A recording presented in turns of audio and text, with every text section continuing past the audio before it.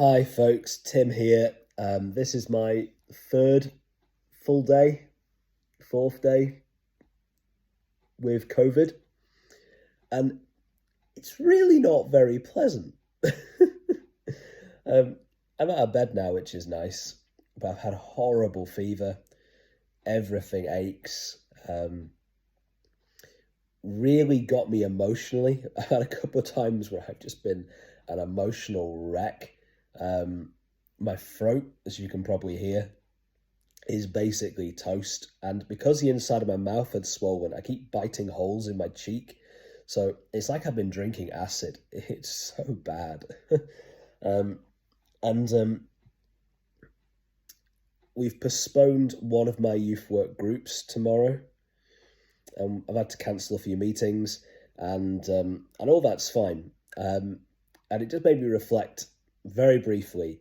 It's so important to not make yourself indispensable. There's been times in my youth work career where I know if I was to leave my job, all the youth work would collapse, and that's a terrible place to be. And if that's where you are, you need to make some changes. You need to speak to your leadership team and start addressing that issue and creating a plan to make it not an issue. There have been other times in my ministry where I've developed such a good team around me, a team who are basically better at youth work than I am, that if I was to hop out for a few months, everything would continue to run. It's a much better place to be. I'm probably somewhere between those at the moment where we're developing a new team and moving through a new season. But even though I cancelled a couple of meetings and cancelled, postponed a group, one of my youth work projects, it's still very, very hard not to feel guilty about doing that. Now, I've been doing this 15 years. I know this is a legitimate reason to not be there, but you still feel like you're letting people down. You still feel like you're losing momentum. You still feel like problem solving is all non-perfect solutions. That's not a sentence, but you know what I mean. It just doesn't feel very good to miss things.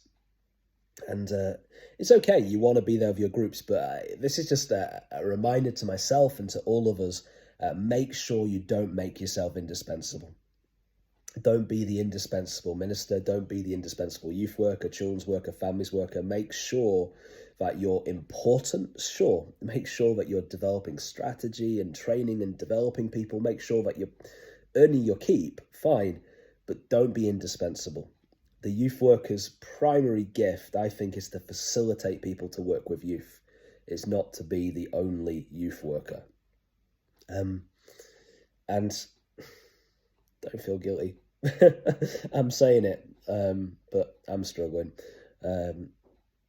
You're not meant to be a superhero. You're not meant to be God. You're not Jesus. You're not the Holy Spirit.